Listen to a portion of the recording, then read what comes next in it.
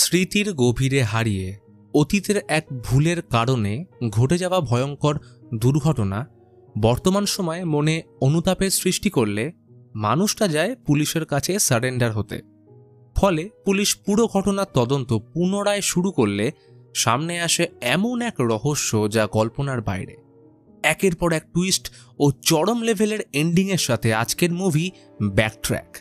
Movie শুরুতে আমরা Peter এবং তার স্ত্রী ক্যারলকে নিচের বাড়িতে দেখি। ক্যারল হঠাৎই ঘুম থেকে উঠে পড়ে কাঁদতে থাকে আর পিটার তাকে শান্ত করে আবার শুইয়ে দেয়। আসলে 1 বছর আগে তাদের মেয়ে ইভিকে রোড অ্যাক্সিডেন্টে হারিয়ে ফেলেছে, যা থেকে দুজনেই এখনও বেরোতে পারেনি। পিটার রেডি হয়ে নিজের অফিসে যায়। সে পেশায় একজন সাইকিয়াট্রিস্ট। আজকে তার প্রথম পেশেন্ট ফেলিক্স নামের একটা বয়স্ক লোক। তার প্রবলেম ছিল সে অতীতে বেঁচে রয়েছে। তার মনে হয় এখন 1985 সাল চলছে। পিটার তাকে এখনকার প্রেসিডেন্টের নাম জিজ্ঞেস করলে ফেলিক্স 1985 সালের প্রেসিডেন্টের নাম বলে। ফেলিক্সের অ্যামনেশিয়া হয়েছে, যেখানে কোনো মানুষ কোনো প্রকার নতুন ইনফরমেশন মনে রাখতে পারে না এবং একই সময়ে আটকে থাকে। সেদিন সন্ধ্যায় পিটার নিজের সিনিয়র মিস্টার ডাঙ্কানের সাথে দেখা করতে যায়। কথা বলতে বলতে ডাঙ্কান পিটারকে তার মেয়ে এভির ব্যাপারে জিজ্ঞেস করে। এরই সাথে সিন ফ্ল্যাশব্যাকে যায়। আমরা দেখি 1 বছর আগে পিটার তার মেয়েকে সাইকেল শেখাচ্ছিল। তখনই একটা দোকানের দিকে তাকাতে গিয়ে পিটার অন্যমনস্ক হয়ে পড়লে ইভি সাইকেল চালিয়ে এগিয়ে যায়, আর তখনই কার অ্যাক্সিডেন্টে ইভি মারা যায়। সেই কারণে পিটার তার মেয়ের মৃত্যুর জন্য নিজেকেই দোষী মনে করে। সেদিন যদি তার মেয়েকে সামলে রাখত তাহলে আজ এমনটা হতো না। এইসব কথা আরও একবার মনে পড়ে যাওয়ায় ভীষণ ইমোশনাল হয়ে পড়ে। এরপর কিছুদিন কাজের মধ্যেই কাটে। পিটারের কাছে অদ্ভুত সব পেশেন্ট আসে। একদিন এক পেশেন্ট এরিকা জানায় তার অদ্ভুত একটা রোগ হয়েছে, যেখানে তার মনে হয় তার আশেপাশের লোকেরা তাকে মাঝে মাঝেই ইগনোর করে। সব পেশেন্ট চলে যাওয়ার পর পিটার যখন বাড়ি যাওয়ার জন্য উঠছিল, তখন তার অফিসে একটা বাচ্চা মেয়ে আসে। সে পুতুল নিয়ে খেলছিল। পিটার সে বাচ্চা মেয়েটার নাম আর পেরেন্টসের ব্যাপারে জিজ্ঞেস করলে মেয়েটা কোনো উত্তর দেয় না। মেয়েটা পিটারকে ট্রেনের একটা পাস দেয়, যার উপর এলিজাবেথ ভ্যালেন্টাইন লেখা। পিটার বলে সে যদি বলতে না পারে তাহলে লিখে অন্তত বুঝিয়ে দিক সে এখানে কেন এসছে। তাই জন্য টেবিলে রাখা পেপার আর পেন্সিল এগিয়ে দিলে এলিজাবেথ দেখে পেন্সিলটা নিচের থেকেই নড়ছে। এটা দেখে সে খুব ভয় পেয়ে যায়। পিটার জানায় এতে ভয় পাওয়ার কিচ্ছু নেই, পাশ দিয়ে ট্রেন যাওয়ার কারণে পেন্সিলটা নড়ছে। সে উঠে জানলা বন্ধ করতে গিয়ে দেখে এলিজাবেথ ক্লিনিক থেকে বেরিয়ে গেছে, তবে পেপারে একটা নম্বর লেখা 12787। পরের দিন পিটার অফিসে এসে দেখে এলিজাবেথের পুতুল মাটিতে পড়ে আছে, আর কেবিনে ঢুকতেই তাকে দেখতে পায়। সে খুব অবাক হয়ে যায়, কারণ অফিস তো লক। এলিজাবেথ জানলা দিয়ে বাইরে দেখার সময় হঠাৎ দম বন্ধ হয়ে আসলে অজ্ঞান হয়ে যায়। পিটার তখনই ড্রয়ার থেকে ওষুধ নিতে যায়, কিন্তু ফিরে এসে দেখে সে আবার চলে গেছে, তবে পুতুলটা সেখানেই পড়ে। পিটার এই ব্যাপারে কথা বলতে মিস্টার ডাঙ্কানের কাছে যায়, কারণ ডাঙ্কানই সব পেশেন্টকে পিটারের কাছে পাঠায়। কিন্তু সে জানায় এইরকম কোনো মেয়েকে সে তার কাছে পাঠায়নি। এইগুলো সব পিটারের মনের ভুল, এবং হয়তো এলিজাবেথের রূপে সে তার নিজের মেয়েকে ইমাজিন করছে, কারণ এলিজাবেথের নামের সাথে যে ইনিশিয়ালস ছিল ইভি, সেটা তার মেয়ের নামের ইভির সাথেও মিলে যায়। এইসব কথা শুনে পিটার বেশ অবাক হয়। সে এলিজাবেথের পাশটাকে আরও একবার ভালো করে দেখলে হঠাৎ এলিজাবেথ তার সামনে চলে এসে ইভির রূপ নিয়ে উধাও হয়ে যায়। ট্রেনে বাড়ি ফেরার সময় তার চোখ লেগে যায় এবং ঘুম ভাঙলে সে তার পেশেন্ট এরিকাকে সামনে বসে থাকতে দেখে। বলে এখনও অবধি সে নিজেকে শেষ করতে পারেনি, কারণ সে অলরেডি মারা গেছে। তক্ষুনি লাইট বন্ধ হয়ে গেলে এরিকার আত্মাকে দেখতে পায় এবং স্টেশনে নামলে সেখানেও ছিল এরিকা। পরের দিন পিটার এরিকা সম্বন্ধে জানার জন্য তার পাবলিক রেকর্ড চেক করে। তখন জানতে পারে এরিকা আগেই মারা গেছে। শুধু তাই নয়, তার কাছে এতদিন যত পেশেন্ট এসেছিল সবাই মারা গেছে, আর এদের সবার মৃত্যুর দিন একই, এবং দিনটা ছিল এলিজাবেথের লেখার নাম্বার, অর্থাৎ 12 জুলাই 1987। তখনই বাইরে ট্রেনটাকে দেখলে সেখানে তার সব মৃত পেশেন্টদের দেখতে পায়। এইসব জানার পর পিটার ডাঙ্কানের কাছে যায় এবং মৃত লোকগুলোর লিস্ট দেখিয়ে তাকে জিজ্ঞেস করে এইগুলো কি হচ্ছে। এখনও আপনি এটাই বলবেন যে এগুলো আমার হ্যালুসিনেশন? হঠাৎই পিটারের চোখ আয়নার দিকে গেলে সে নিজের চোখকে বিশ্বাস করতে পারে না। আয়নায় ডাঙ্কানকে দেখাই যাচ্ছে না, অর্থাৎ ডাঙ্কানের কোনো অস্তিত্ব নেই। এসব কিছুই তার মনের মধ্যে চলছে। এরপর পিটার এক এক করে সব পেশেন্টের ব্যাপারে রিসার্চ করলে জানতে পারে এরা সবাই তার হোম টাউনের লোক, যারা একটা ট্রেন অ্যাক্সিডেন্টে মারা গেছিল। তাই পরের দিন পিটার স্ত্রীকে বিদায় জানিয়ে কিছুদিনের জন্য হোম টাউনে এসে বাবা উইলিয়ামের সাথে দেখা করে। বাবার ছেলের তেমনটা জমে না। পিটারের বাবা পুলিশ অফিসার ছিলেন এবং পরিবারকে সময় না দিয়ে নিজের জগতেই ব্যস্ত থাকতেন। এরপর সে একটা বারে গেলে ছোটবেলার বন্ধু বেরিকে দেখতে পায়। ছোটবেলার বন্ধুকে এত বছর পর পেয়ে দুজনেই ভীষণ খুশি। পিটার তাকে জানায় কিভাবে সে তার মেয়েকে হারিয়ে ফেলেছে, সাথে সন্দেহ করে সব বোধহয় সেই কারণেই হচ্ছে যে কথাটা তারা পুলিশের থেকে লুকিয়েছে। কিন্তু বেরি এই কথাটা শুনে রেগে যায়, কারণ তারা একে অপরকে প্রমিস করেছিল যে এই ব্যাপারে আর কোনো দিনও কথা বলবে না। পিটার, তুমি এত বছর পর হঠাৎ এসে আমাকে এইসব কেন বলছো? পিটার বলে সে কিছুদিন ধরে আত্মাদের দেখতে পাচ্ছে এবং সেই কারণে তার অনুতাপ ফিল হচ্ছে। বেরি তার উপরে একদম বিশ্বাস না করে রেগে চলে যায়। বার থেকে বেরিয়ে পিটার সে রেল ট্র্যাকের উপর দিয়ে হেঁটে বাড়ি ফেরে যেখানে ট্রেন অ্যাক্সিডেন্ট হয়েছিল। চোখের সামনে আচমকা নিজের ছেলেবেলা ভেসে ওঠে। পিটার আর বেরি তখন 14 বছরের। সাইকেল নিয়ে দুই বন্ধু ঘুরতে বেরিয়েছে।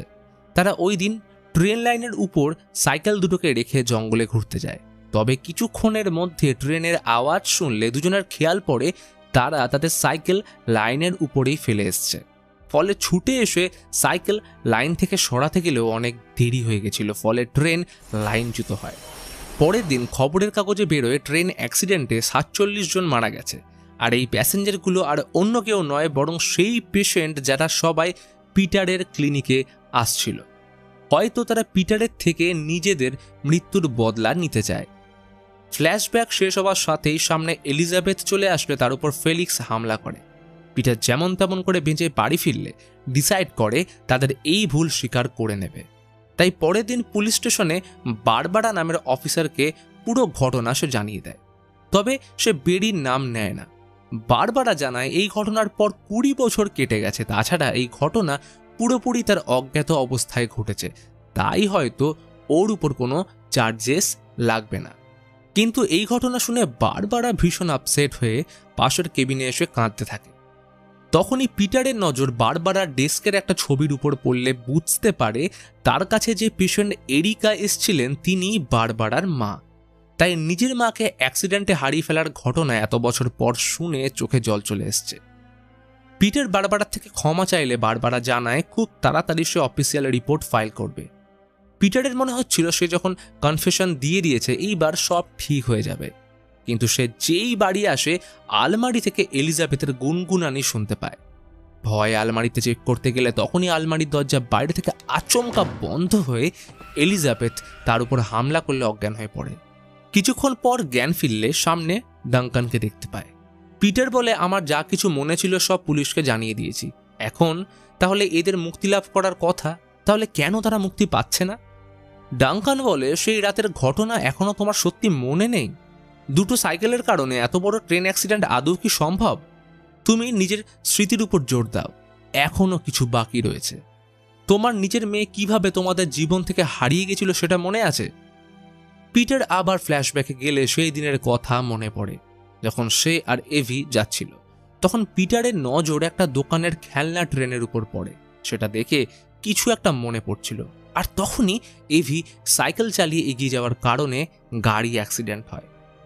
অন্যদিকে বারবারা এই কেসের ইনভেস্টিগেশন ফাইল খুঁজে পায়।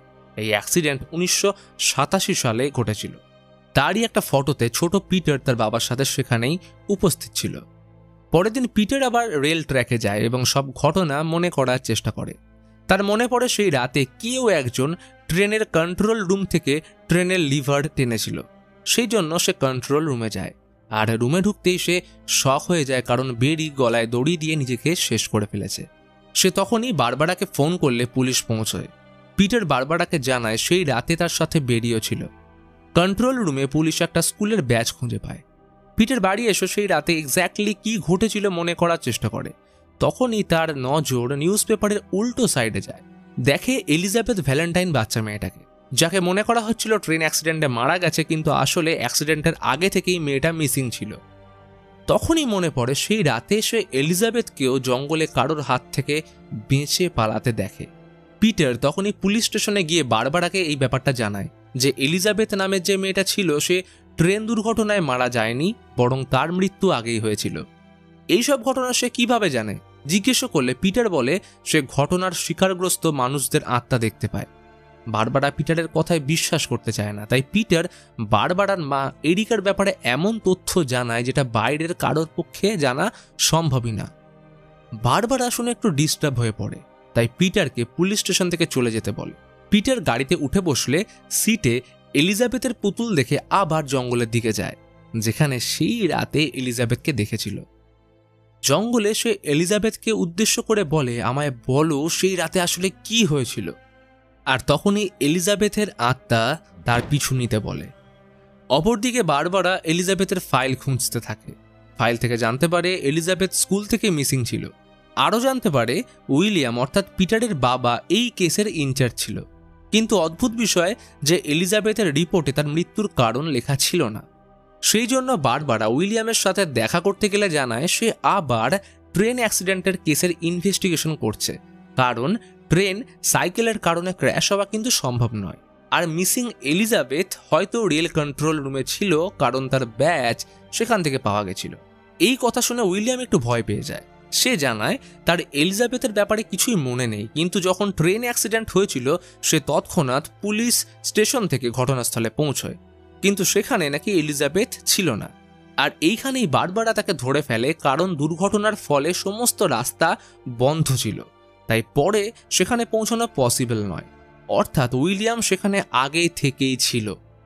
এরপর উইলিয়াম কোনো কথা না বলে বারবারাকে কফি অফার করে, কিন্তু সে মানা করে বন্দুকটা বার করতেই যাবে, আর তখনই উইলিয়াম তার মাথায় মেরে অজ্ঞান করে দেয়। অন্যদিকে পিটার এলিজাবেথকে ফলো করে কন্ট্রোল রুমে আসে, আর তখনই ঘটনা ফ্ল্যাশব্যাকে যায়, যেখানে ছোট পিটার এলিজাবেথকে গাড়ি থেকে বেরিয়ে কারোর হাত থেকে বাঁচার জন্য পালাতে দেখে। তখনই হঠাৎ একটা আওয়াজ শুনতে পেলে কন্ট্রোল রুমে আসলে রিভিল হয় আসল রহস্য। আসলে এলিজাবেথকে পিটারের বাবা উইলিয়ামই কিডন্যাপ করেছিল, এবং উইলিয়াম তাকে ধর্ষণ করার চেষ্টা করলে এলিজাবেথ নিজেকে বাঁচানোর জন্য ট্রেনের লিভার টানে, ফলে ট্রেন লাইনচ্যুত হয়ে অ্যাক্সিডেন্ট হয়ে সবাই মারা যায়। এরপর দেখে তার বাবা এলিজাবেথকে মেরে তার লাশ ট্রেনের বাকি প্যাসেঞ্জারদের সাথে রেখে দেয়, যাতে সবাই ভাবে এলিজাবেথের মৃত্যু ও অ্যাক্সিডেন্টের কারণে হয়েছে। এতে ময়নাতদন্ত না হওয়ায় কেউ বুঝতে পারে না যে তাকে গলা টিপে মারা হয়েছিল।